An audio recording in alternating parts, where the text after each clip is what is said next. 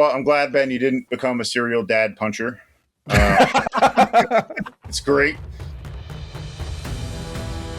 I'm Stephen Pond. And I'm Ben Jeppsen. Welcome to The Next Ideal, a Stormlight self-help podcast. Well, welcome back, everyone, to The Next Ideal. We're excited for you to join us. Today, we're going to be talking about subjects, objects, and existential psychology and what it has to do with Kaladin's depression. But we're also excited to introduce to you, we have a special guest host today, Patrick Carney. Do you want to tell us about yourself and what you do and what you bring to today's episode? Thank you, Ben. I guess you and I met a little over a year ago when we were invited to do the mental health for Brandon's works at Dragonsteel 2024, which was a fantastic experience. And I wish I could have made it this year, but I got pulled out of sight of it. Yeah, so my name's Pat Carney. I work for the Department of Veteran Affairs. I'm a supervisory peer specialist that co-facilitates a veteran suicide prevention program. We do that through, very similar to Kaladin, coincidentally, through camaraderie, support, and mentoring. That support could be any kind of advocacy. It could be any kind of assistance with connection to benefits. It could be economic assistance. It could be the kind of the whole basic needs, looking at Maslow's hierarchy, right?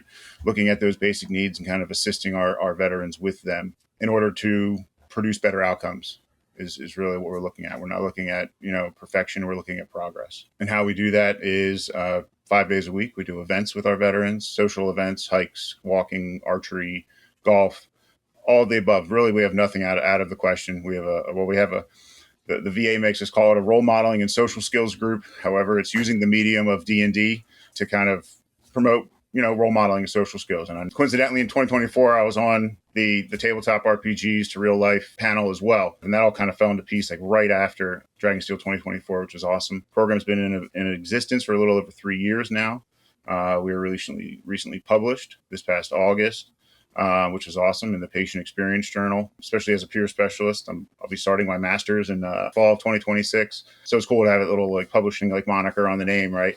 Absolutely. Yeah. Congratulations. Thank you. It and through that publishing and through that case study we had put together, we were looking at a 75% reduction in suicidality for our veterans. That's amazing. So we continue to kind of push forward and push the envelope and change things inside the VA, because it's not by any means a perfect beast, but I feel like it's much easier to open the gate from the inside than it is to knock it down from the outside. So I always feel like I'm working behind enemy lines. It was 2 Decembers ago that we did that panel, 2024. And that's where some of the seeds of this podcast, at least for me, were planted. As I remember in our preparation for that mental health and Brandon's writing, we would talk about there's so much here we could do. They should just give us a room for all of Dragonsteel and we could have 15 panels talking about this stuff. And we joked about starting a podcast. We did. So you're right. We absolutely did. And I can talk about this stuff every day, to be honest. I love it. And I think what you guys are doing is fantastic. So kudos to you guys. Let's get started. We're in chapters 9 and 10. We are back with Kaladin. Kaladin has been a member of Bridge Crew for a few weeks at this point.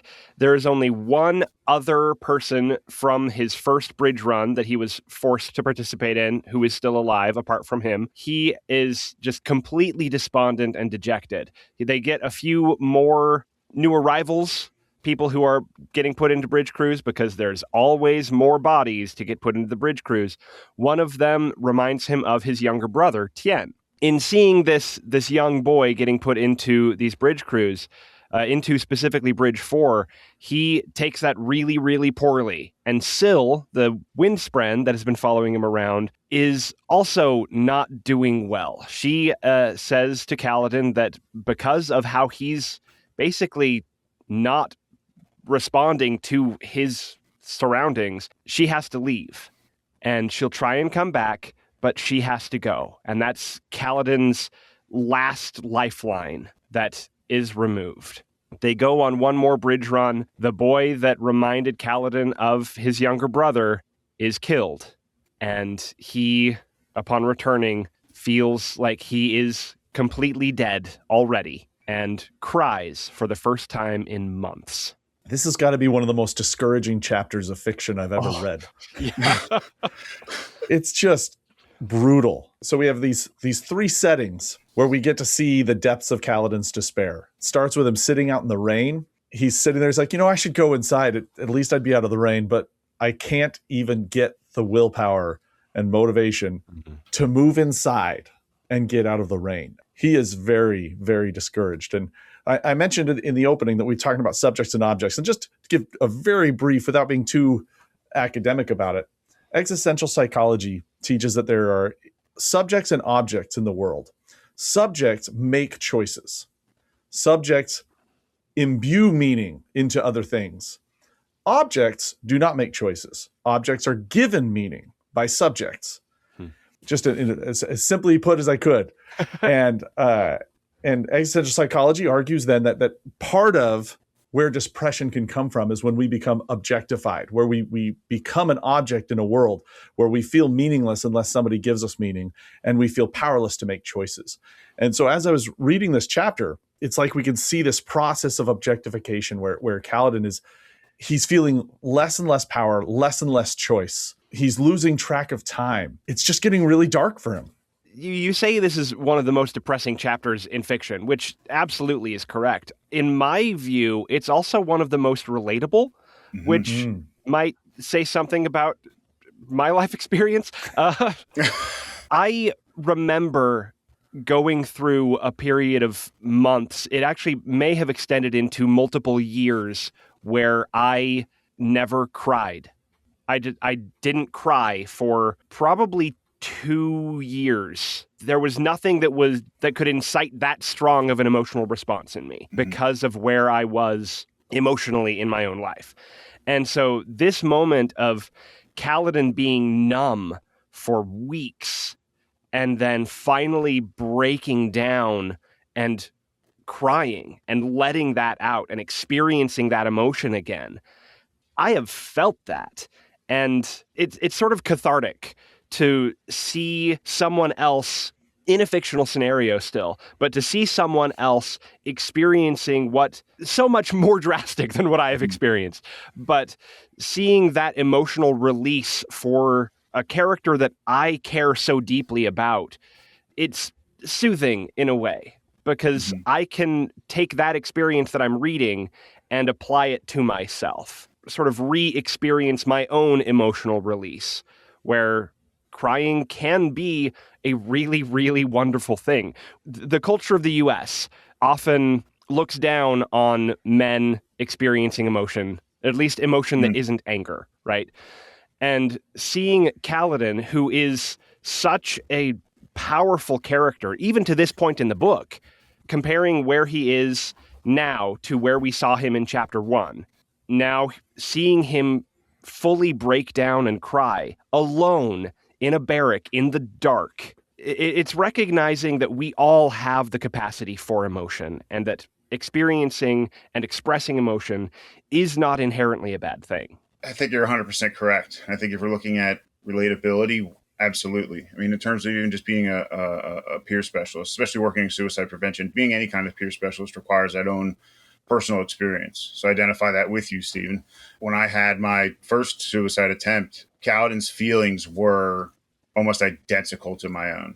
It wasn't until I was interrupted that's when the emotions came, and that's when all of that hit. And I feel like it's unbelievable how much we care about this character 9 chapters into the book as well, right? And he's at that point. I think it's so many service members and non-service members, but veterans and military being my background, looking at the existential psychology side of things, it's that the human experience, it's freedom, it's inherent purpose. You're looking at all of those things that are kind of taken away from you once you do leave the military. And in Kaladin's response, even though he kind of went from one military to the other military, he wasn't necessarily a soldier anymore. He was a bridgeman, right? Right. He was out. It was ripped away from him in such a fashion, I think, that you and I identify with, in terms of, like, I was medically discharged from the Army. So it's just the identification, and it's just so strong. And that, like, these books have made me cry and made me cheer so many times. I lost count. It's just, yeah, you're right. It is some of the most depressing things in the book, but I think it's also I think it's really can be the stepping off point for Kaladin in here, where it's time for him to finally make that decision. And I think our conversations today, obviously, we're going to talk more about it.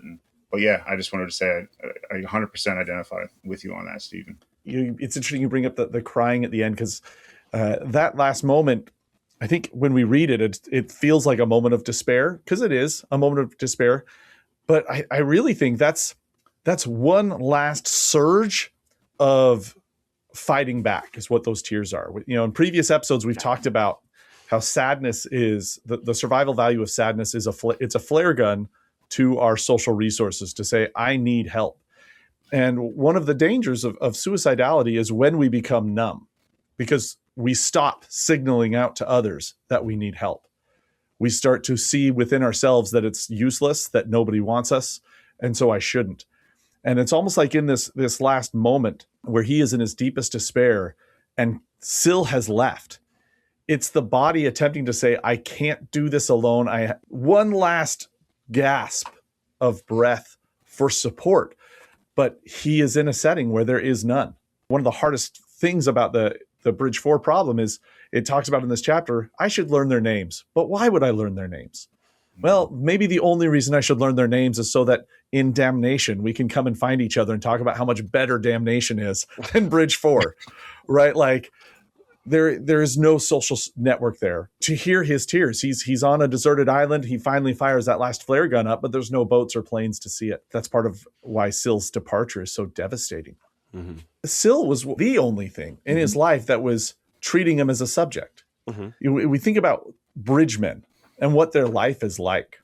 They are 100% replaceable. I guess we've talked about the tires. The tires, yeah. That's right. Yeah, they're the tires. And you just get new tires to drive on.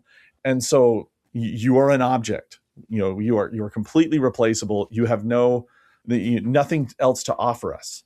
They're anonymous. I think in many ways, saying that the analogy of that they're the tires, they're these parts that are replaceable. That's the military life. That's a soldier's life. The day I got out of the Army didn't skip a beat. It's the people to our left and right that really matter and really miss us, and they're the ones that kind of are the ones that are most important to us. But in the case of the bridgemen, that's not the case, because they're not even bothering learning each other's names. They don't even, they don't care to even do that, because they realize that all of them are in that like deepest, darkest, lowest point in their lives. Mm. It's not just individual replaceability, it's institutional replaceability, where the structure that they function in doesn't care about their welfare. And they have made it so the people that they are also working with, they don't care about each other's welfare. They all consider each other replaceable. And that's the real depressing part, is that you can be in a structure that doesn't matter who's in the position, someone can fill that role and serve that function. But if the people that you are with consider you replaceable, that's where the danger really is for Kaladin and for all of the bridgemen. 100%. And I really appreciate you bringing up the modern military application there, Pat, because that's... So I haven't been in the military myself. I did spend a year at Fort Knox working with active duty service members. And it's almost uncomfortable how much this story relates to the soldiers that I was counseling. Mm-hmm. It's interesting because in some ways this is a protective factor, but it also speaks to some of the things. I remember when I was working with, so these were active duty servicemen, and I would have to explain the limits of confidentiality. And in explaining those, I'd say, you have to remember that you're not my only client, but the soldier on your left and the soldier on your right is also my client, because if you're not fit for duty, they are in danger. So we talk about some level of interdependence there, but it also says you have no personal rights of any kind. Yes. You don't even have the personal right of confidentiality with your counselor. You sign all of them away when you sign up for the military. It's the reality of it. And you can tell the commands and entire careers can be, extinguished because of one lapse, or not even one lapse, just one moment of weakness. I even hate calling it weakness, but it's not even that. It's there is that brainwash mentality behind it. There is that. It's one of the things I see in my work working with veterans, is seeing vets that maybe are a month or two out of the military as opposed to ones that have been out for a few years. Just the difference in the breaking down of the brainwashing and being able to see that whole kind of timeline play out for them. Where for Kaladin, that's kind of how it is playing out. Like he's coming during his time in captivity when he was on the slave wagons. It was that timeline for him where that kind of got to break down, but he still had that little bit of maybe I'll help this person, maybe I'll help this person. The other times I tried, they all died too. Breaking that down, and he kind of never lets himself, and that's protective factor for myself, is never letting anyone else suffer like I'm suffering or I have suffered. And I think Kaladin does identify that. And I think it maybe is I don't know, we don't ever know what motivations brought Kaladin to Bridge 4, but it's, if you're looking at terms of therapy, or you're talking in terms of different points of view. In one way, someone may say, wow, you really got screwed over and you're in those bridge crews and you're there. Syl might say, well, Kaladin, you're the only person that can actually make that a better situation. It's powerful to see when we talk about the replaceability of the bridgemen. Not only is creativity and idea, hearing their perspectives irrelevant to leadership, it's punished, right? Like, he starts trying to have ideas to help himself out or help the men around him out. And they say, we'll string you up if you keep that talk up. Any kind of form of subjectivity in him, any kind of agentic actions is punished. And so it gets to this point where it says that like a boulder rolled down a hill or like rain fell from the sky, they didn't have a choice. Neither did he. He wasn't a man. He was a thing. And things just did what they did. It's a dangerous mindset to be in. I'm a thing. It's not just coasting. It's being trapped in a rut where the only thing you can do is the thing that you have to do. Just being a boulder rolling down a hill. A boulder is not able to turn or shift position or avoid hitting things. A boulder just rolls. And feeling that forced forward momentum through things that you don't want to participate in is, it removes all agency and choice from Kaladin. We see it like he literally is being forced to run forward. There's momentum behind him. It's the bridge that when he's on a plateau assault, he is forced to just go like a boulder. And that removal of not just choice, but functionally of identity is devastating. In those moments, we see just these flashes of these flickers of identity of who Kaladin is that hasn't yet quite been stamped out. When he sees this other child who is being enlisted in the bridge crews. And is that TN? And this sense of responsibility surges up in him and then is slammed shut by his hopelessness and helplessness. And when Syl says, I'm going to leave, again, please don't leave. I want to connect with somebody. But she has to leave. She can't explain why. She's not sure what's going to happen, but I have to go. And then when that young boy dies, it's almost like that little flicker is like, no, you can't do anything. You are an object. Give up. And so then that's when he cries. The body's last ditch effort is crying, someone please hear me. I had some thoughts on the page 146 quote you had in there. He said, I didn't know why they fought on the blustering plateaus. Something about those large chrysalises. As I was reading this and rereading, looking at my notes, and this was actually a point I brought up in the book group I had created for my vets as well, was how incredibly similar the war with the Parshendi is to the war on terror. In terms of, like, for how long did we fight against the terrorists until it became about the oil? And it's like, at first we were there because of 9/11. We were in Afghanistan, then we ended up in Iraq, and then we were there for 20 whole years. And the Alethi are on their way. They've been there 6 years already.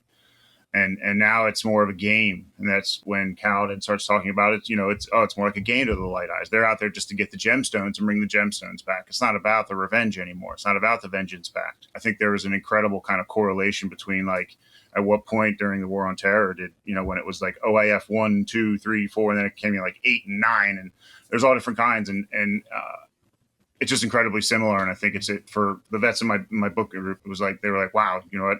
It happens other places too. And it was kind of a little bit of a point of, I don't know, relief, where it's like, oh, we're not the only military that's been put through this, or we're not the only people that have had this thought as well.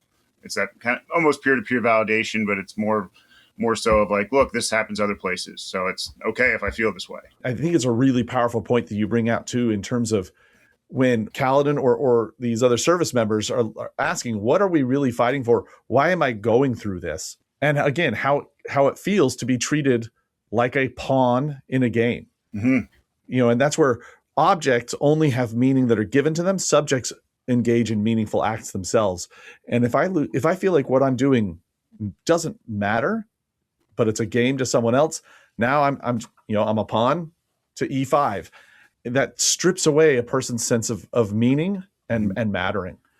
I wonder if Brandon intentionally wrote the War on the Shattered Plains to be somewhat allegorical to going to Afghanistan. I had never made that connection before of initially being fully about vengeance and then shifting to resources. And I wonder if that was intentional. I had never made that connection either. And that's again, one of the power of these books though, right? Like the way we see ourselves and for these vets to say, oh my gosh, that's us, guys. That's us. Like, that's a really interesting question. And I maybe the next time I'm at a book signing, when you get your one question, I think that'd be an interesting question to ask. Brandon puts so much into all of his books. I would have to think it's on some level he kind of got that idea. And I think if we were to take a stroll down through history, there's probably a lot more times that's happened as well. More similarly, I think because I forget which book had recently come out, but it was right around the drawdown in Afghanistan. And that was one of those things, like all of those service members, they did all of that work there. They lost all of those friends there, only for it to be kind of, and I do not want to get political whatsoever, but it have all that work kind of for naught with how things ended with it. And I think it just resonated for the guys at this point in time. And I would have to think though, he probably did some kind of prep work in how he designed it, but I think there are very few things that Brandon does by chance. Yeah. Yeah. I mean, I mean, as we do this podcast, right? And as we're seeing all of the research that obviously goes into this, you know, he's so on point with things related to mental health. It doesn't stop there. It can't. Yeah. The way he's able to portray all the different mental illnesses and everything that are shown to us, I think, yeah, I have to agree. So with seeing the experience of Kaladin here, specifically talking about the difference between subject and object, where Kaladin views himself solely as an object and functions as an object in the bridge cruise here. We can see in the next chapter where he sort of got that viewpoint, where he tells Syl previously that he learned there were two types of people, those who kill and those who protect. He used to think there was a third category, those who kill in order to protect. And in experiencing the bridge cruise in Bridge 4, he changes that belief of there is a third category, but they are the objects, those who serve only to be killed or be protected. In chapter 10, we see actually where he got that initial two types of people viewpoint. Again, Brandon doesn't do anything by accident. This is very intentional. Where this very first flashback, we see Kaladin, he's at the very depths of despair. And then it's like, okay, let's give you your first insight into Kaladin's childhood. Let's let you see what kind of a home he grew up in. And it helps us understand his sense of responsibility, his sense of morality, right? These earliest stages. I remember at first, the first time reading it, being annoyed. Like, wait, what's going to happen? Why are we jumping back 8 years, like 9 years ago in a land far, far away, right? Like, what is happening? But now, on reread, I appreciate the placement of this because it's going to do two things for us. It's going to help us understand why his inability to help is so discouraging. And then it's going to set up chapter 11 in some powerful ways. So this flashback, Cal, going by Cal instead of Kaladin, 9 years ago, is helping his father in a surgery. His father, Liren, is the town surgeon. And there is a girl who has mangled her hand in some way. I don't think it says exactly what happened, but her fingers have been crunched and require surgery. Specifically, one requires amputation. And Liren and Kaladin, during the course of this surgery, talk about where Kaladin was, because he showed up to this late. And we see some of the parenting that Kaladin experienced and internalized, as well as the reason why he was late. Because there's another boy in the town who is learning to use a quarterstaff. And Kaladin, even at this point in his life, Kaladin, who's 10 years old, technically 11 by Cosmere standard years, but that's a nerd thing. I was literally just doing the math for that, Steve. I was just doing the math because, like, Roshar, a year there is like 500 days, I think. A Rosharan year is 1.1 Cosmere standard years. Because they have more days, but the days themselves are shorter. Kaladin at 10 Rosharan years would technically be 11, but even at this point, his goal in life is to be a soldier. He wants to learn how to fight and how to protect people around him. That's when Lirin tells him that there are two types of people. There are those who kill and those who protect. And Kaladin fires off, no, I'm going to be a third type. I'm going to be the type that kills in order to protect. And Lirin says, that's like trying to stop a high storm by blowing into the wind. That's such great imagery. I just love that. I have such a love-hate relationship for Lirin. And it's my There's own a lot personal of qualities. hate for Lirin, yeah. Man, his one quote is literally in like the workbook we give our veterans. His one quote, and I know I'm getting ahead of myself, but is in my book. So Lirin is such an interesting character because he's right. I mean, he's not wrong. Maybe that's why I have such a love-hate relationship for him. Well, I think like all fathers, he's right about some things and imperfect about many. I really connect with Lirin. This is our first time meeting him, and I gotta keep spoiler free here, but yeah, I really identify with Lirin as someone who's just trying desperately to protect his kid from a world that will destroy him. And sometimes, you know, it's almost like it just popped in my head, but Finding Nemo, right? That poor dad trying to protect Nemo, and of course, you can't stop anything from happening to him because then nothing will happen to him. Right. You got to let things happen, but it's hard, right? As a parent, you're trying to teach your kids some sense of morality to not get just absolutely destroyed by this world, but we do it imperfectly.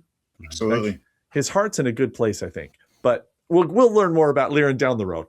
One thing that I think is really fascinating, though, coming back to Kaladin's age, Steve, you're far more of the Cosmere lore specialist than I am. I wasn't familiar with Cosmere Standard Time. That makes me really happy, and I'm gonna start doing some researching about that later this afternoon. That's why I'm here. But at the ages of 10 to 11 years old, whatever he was, mm-hmm. Those are really important formative years in terms of cognitive development, and morality development, and how we're thinking about who we are. It's right on that bridge of developing an autonomous sense of self, independent from our family. Those are a lot of jargony words, and I apologize for that, but it's where we're really beginning to figure out who we are. And the fact that as he's just beginning to figure out who he is, he's already a competent surgical assistant. Mm-hmm. I mean, it tells us something about his intelligence. I mean, he's a brilliant child. But it means he's been receiving training for years. And so these lessons, these one-liners that we're getting from Lirin, these are things Kaladin has been hearing probably from the time he's 5 or 6 years old, and internalizing, memorizing. They're not just a moral of a story that he hears occasionally at bedtime. No, these are a part of the fabric of who he is as a person. Be someone who saves lives. Mistakes have consequences. You need to be responsible. Order, cleanliness, and respect for tools are moral traits that you can tell a lot about a person based on how they take care of their quarterstaff or spear, right? We see that in Kaladin when he was talking, when he's watching the soldiers walk across the bridge, and he's looking at how do they take care of their spears. Yeah. All of this chapter is fundamental to who Kaladin is. It's interesting because I know there is a lot of Lirin hate in the fandom. And not unjustified, validly. But especially in the context of this specific chapter, Kaladin would not be Kaladin if he didn't have Lirin. If Lirin was a different father, Kaladin would not be the Kaladin that we love in these books, because it's those values that he got instilled very early in life of responsibility, of cleanliness, of caring for those people around you. Without Lirin, Kaladin wouldn't be Kaladin, for better or worse. He also wouldn't be such a fantastic soldier, because those same qualities are admirable as military, as a soldier, right? Making sure your area is kept up, making sure your weapon is clean, making sure your boots are clean, and your uniform is orderly, and all of those are qualities that I think they extend way beyond the military lifestyle, but they also are attributing to like why Kaladin became such a great soldier as well. And particularly things like that principle of true honor is found in saving lives, whether you get honored for it or not. Mm-hmm. Yeah. Right? I love that line. The children of the men and women whose lives we save, that's who tell the stories of surgeons. And that he will provide assistance, whether paid or not. Mm-hmm. Right? There are so many fundamental good virtues that Kaladin is learning at the feet of this very strict surgeon. this imperfect man. He's learning really important, powerful principles that will guide him later on. Mm-hmm. Yeah, you're absolutely right. This is Kaladin's formation. Obviously, he's not just a chip off the Lyran block, right? Right. And that's where I think some of the Lyran hate can come from down the road. And it's funny that we're talking about the Lyran hate, because if you're reading this book for the first time, we try not to be spoiler, right? If you're reading the book, you're probably like, what do people have against this dad? Like, he's strict, sure, but what's... To listeners who are reading the book for the first time, you get very little. I think it's a great chapter in terms of teaching what we're going to talk about in the next episode about the sense of responsibility. I think is one of the most important pieces here that Kaladin is picking up from Lyran. It's a responsibility to your community, whether they like you or not. Like, it's so interesting when they talk about how Kaladin had to get used to being weird because people didn't like the surgeon. They were glad he was there, but it's weird that he gets to look inside people and open them up, right, to treat them. When you think about Lyran's experience, he has to have a real thick skin. His life is not great. In the cultural world that we live in now, right, physicians are some of the highest paid professions, right? I work at a college and everybody tells me they want to go to med school. But Lyran, there's very little motivation to go to med school. But the motivation for Cal is not so that I can have a great standard of living because physicians are paid so well. Lyran says you need to become a physician so you can be one of those people who saves lives. No, you're not going to be the most popular light-eyed general, but you're gonna protect families, and the children are going to be grateful for you, even if they think you're kind of weird. One of the things Lyran says in response to Kaladin being present in this surgery, it talks about Kaladin being anxious for this girl that's on the table. He is clearly worried about how her hand is going to turn out. If he's anticipating her parents' response to, oh, yeah, you saved her hand, but also she lost a finger. He's caring a lot about the outcome of this surgery. And Lyran responds to that, saying it's good to care, but caring can be a problem if it interferes with your ability to perform surgery. Caring can become an obstacle that can stop your effectiveness. And especially in comparison to Chapter 9, where Kaladin has stopped caring. That is really what's impeding his effectiveness, where he doesn't care about the people around him, where he has no stake in whether or not the people of his bridge crew survive. He has no motivation to even learn their names because he doesn't care. And that can be a problem if it interferes with your ability to be effective. Yeah, and I think it also attributes to Kaladin's deeper depression and despair because he knows it's not caring is not the right thing to do, or that's what he was taught, that not to care too much, but care enough to help people, right? Now he's just has 0% to give. So I think it's adding to his despair. I never really even thought about these scenes with Lyran because of the love-hate I had. Having two sons of my own, 19 and a 14-year-old, it's so true, though, at the same time. And it's so easy to identify it as a parent. There's an interesting theory in performance psychology. Performance psychology is the branch for like athletes and sports psychology. What is the mental side of performance, not getting stage fright, those types of things. And interestingly, when I teach sports psychology, there's a unit that we talk about how these things apply to physicians. And that there's a video we watch about how they talk about training physicians and surgeons in performance psychology for this very purpose, where we talk about the inverted U hypothesis is what it's called. The inverted U hypothesis of arousal regulation. And so the idea is that you need to be stressed about some things because that anxiety about not hurting someone on the table motivates you to be more precise. You genuinely need to care about the people you're serving. There needs to be some level of anxiety and arousal that this matters. What I'm doing has important circumstances. But then when it gets too high, so that's why it's an inverted U, as anxiety goes up, your performance goes up until it gets too high, then it disrupts your ability to perform. And it gets in the way of your ability because now, your hands are shaking and you can't perform with precision. This story reminds me of the day I decided I can't be a therapist for kids. This was before I got my PhD. And I was working with a kid who I just loved. And he was failing 3 classes. And we developed this behavior contract because I could tell that he was a smart kid. He just didn't do his homework. His home life was real. There was no structure there to help support him. And so we set these behavioral goals where we were going to work on homework together. He had to bring his homework with him to his session. If he didn't, we were going to spend that 45-minute session running instead of doing our work. And And he was an overweight kid who he did not like to run. And it only took once, the very first time he came without homework, and I made good on my promise. We ran for 45 minutes and he hated it. He never forgot his homework after that. Anyway, long story short, in 6 months, he went from 3 failures to being on the honor roll at his middle school. I mean, he was a smart kid. He just needed structure to help him do his homework. He didn't need my help doing his homework. He just needed someone to provide him that structure, right? And I'll never forget picking him up from school, and he says, look at this. And he holds up a certificate. He's so proud of himself. And I'm like, that's amazing. We're going to your house right now and showing your dad, because I was so fired up for him. And we go in the house and he says, Dad, look. And his dad takes it, holds it, looks at it and goes, yeah, but he forgets his pencils all the time. That's the first thing he says. And I wanted to punch that dad in the face so hard. And I realized, I was like, this kid is doomed.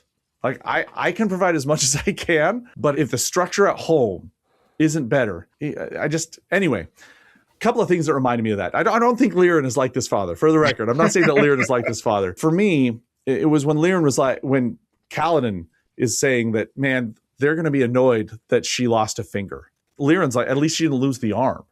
At least she's alive. All of these things, right? To me, in parts, I think I cared a little too much that I couldn't just continue to work with this kid despite what was going on at home. It made me too angry.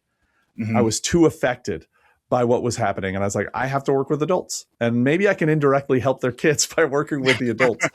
But, I'm glad there are people who can work with kids and see past that. And like Liren can, he's not affected by that dissatisfaction as much. He's willing to he cares just enough to keep helping people despite their complaints, despite their, man.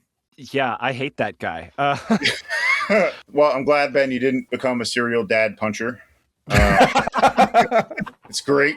But I think it's also a great segue looking at, the next chapters coming up in terms of like, oh my God, she lost the finger. And the dad's like, well, it could have been worse. And how those kind of responses in terms of suicidality maybe aren't the best. I don't even know if you want to keep that story. It reminded me of it after the fact. I'm like, I don't even know if that really could fit. I think I'm reacting to some things myself. Caring too much. Yeah, that I think it works. I think your story too, Ben, lends to like, in terms of like assisting people with mental health or self-support. At some point, people are naturally going to want to help others. And there is that level of like, hey, you can't ever do any more work than the person you're trying to help. That's why Syl leaves. Is because Syl deeply cares about Kaladin. And Kaladin at this point is not putting in any work. He's stuck. He is fully released any responsibility from himself for his own situation. And so Syl, that's why Syl has to go. She doesn't want to, but he's not taking care of himself. And there's nothing that Syl can do while being with him that can spur him into wanting to be responsible for his own life again. And so that's why she has to leave. I've had a fairly similar experience. I had a friend who I interrupted 5 separate suicide attempts.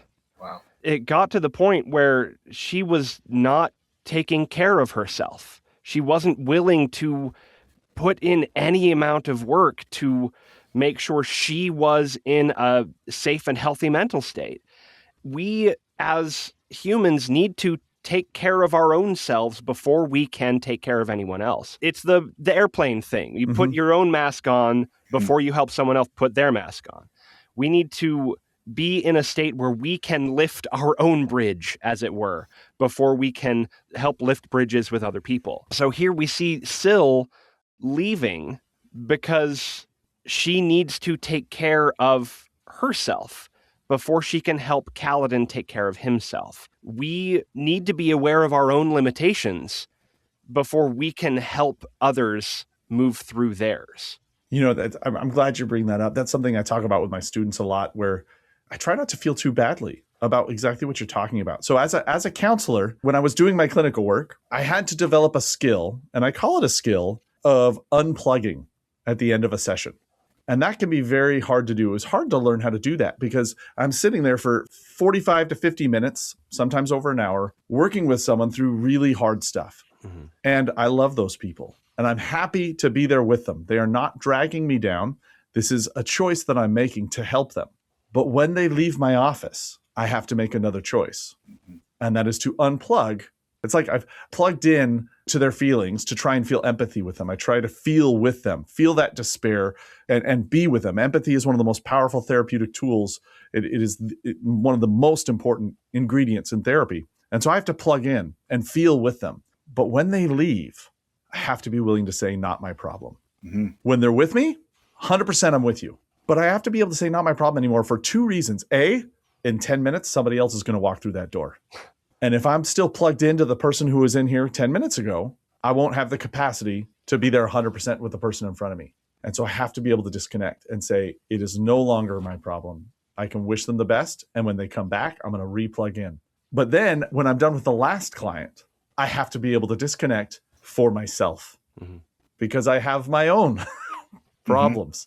I have my own pain, my own life, my own family to care for. That feels like a betrayal at first. Just like Syl's departure can feel like a betrayal to Kaladin, but it is absolutely necessary. Since we've talked about the difference between subject and object here, caring too much, not having those boundaries of, I need to work on myself before I can help you work on you, that makes the other into an object rather than a subject.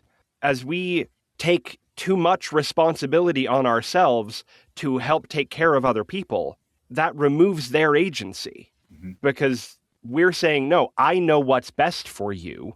I know how to help you. I know what changes you need to make in order to be happy or be more effective or be healthy or whatever. And that makes it so they, at least in some way, don't have that capacity to make those decisions for themselves. That's a really powerful point. You want to throttle them sometimes. It's like, just make good choices, you know? And it, Yeah. How many times do we say that to our kids as well? Like, hey guys, make sure you make good choices. Oh, it's so true. And this whole thing, I think it's something that people who work in mental health battle with all the time. And I think it's also like making good choices. It's something I use with my veterans all the time is choosing the hard rights over the easy wrongs. We have to practice that ourselves as mental health professionals, if you will, and as well as people when we're just trying to help friends as well. Where it's like, you know what, the hard right now is for me to say, well, I can't care about that right now. I need to move on.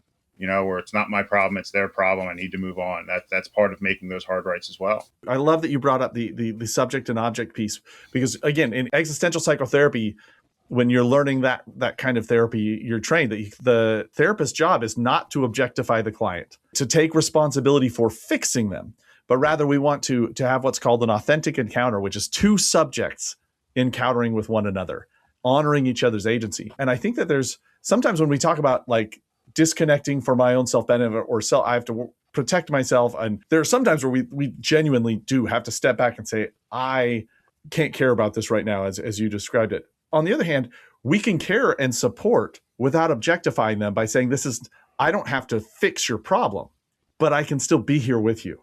Mm-hmm. And I think that's where we have two subjects sitting together. And that's something we're going to see in the next chapter is what does it mean to not try and fix a problem, but to be here with you and help you find meaning and purpose that you choose. Coming from the other direction, though, I am just realizing now that one of my big struggles that I've had with therapy is wanting the therapist to just fix my problem. Like, yes. I have objectified myself in that situation where I say, no, issues abound because we're humans and humans can suck sometimes. But there's an element of just wanting someone else to take care of it or tell me what to do that doesn't work in trying to fix yourself. I've been objectifying myself by saying, you tell me how to fix me, and then I will do the fixing, but you have to say what I have to do. And that removes my own agency. Yes. Which, again, it's finding that sweet spot of caring, where if I care too much, I'm going to be trapped in my own feelings and not be able to change anything. And if I care too little, why do I need to change? Man, I love what you're picking up on and describing here, because communicating that can sound so cold. Right? I am cautious about everything we're saying here because I think a lot of what we're saying is really important and true. but it can be so easily misinterpreted and misunderstood as a lack of caring, of this kind of cold tossing someone aside. But when that's not what it is, as we try to help people be subjects and help people make choices, we're not just saying, in part, we're saying make better choices, like you said, Pat, but we're also not saying it's simple. Just make better choices, right? We're not saying that. We're trying to help you find that subjectivity inside yourself, that strength. Because if we just come in and try and fix problems for you, it's still part of a bigger problem, right? We're still treating you like an object. And so no problem is actually solved. Not to mention all the prep work that is in play before you're even in a place to make those choices. Getting through the depressions, doing the different treatments, the MDRs, the DBTs, the CPTs, all of that to get you to a point where you can make those choices is I think one of the pieces we were missing as well. There's a lot to it, but when it comes down to it, you're right that one of the most powerful things people can do for themselves, and we keep repeating ourselves, I feel like, episode to episode, but the micro choices, even if that's where it starts, right? In terms of helping people to feel like an agent, helping people to feel like a subject, that they have power.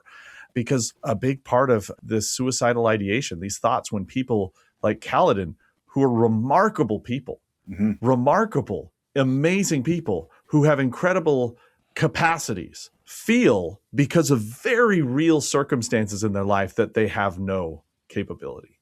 Kaladin is an incredible character with incredible abilities. He's brilliant. He was a surgical assistant at 10 years old. 11. But because of a very real situation that he is in, he feels like he has no choice. And the truth is, most of his choices are made for him. The world around him has objectified him.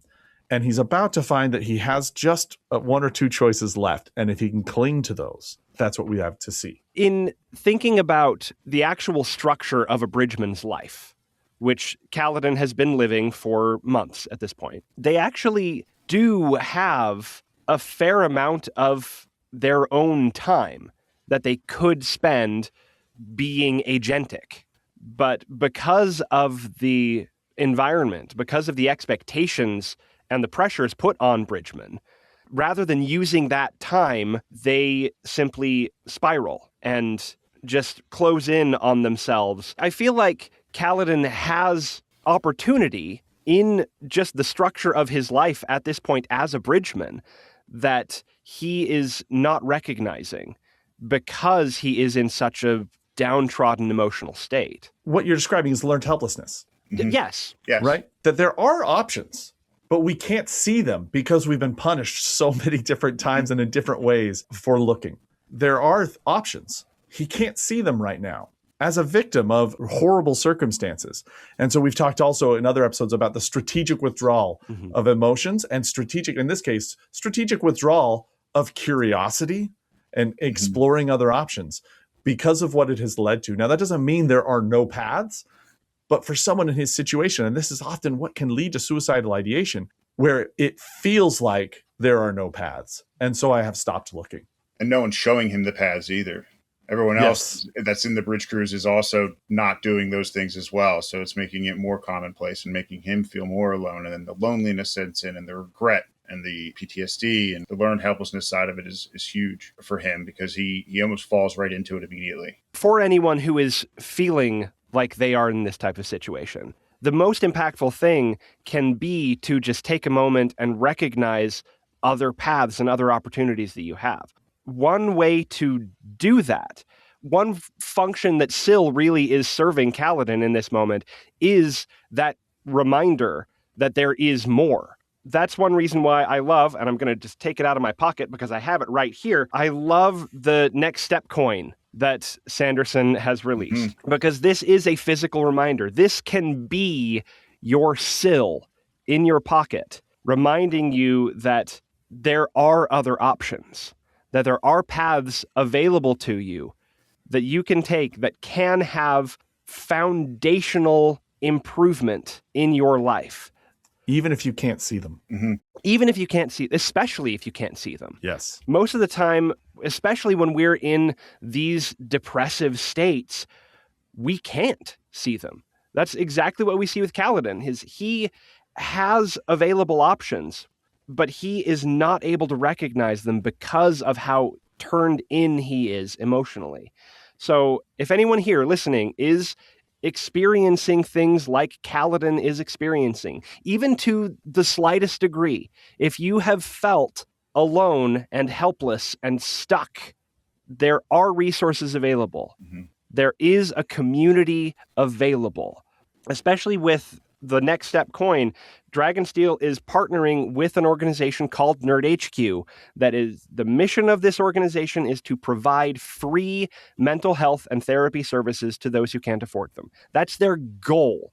Number one thing that they do is provide help to people that need help and otherwise wouldn't be able to get it.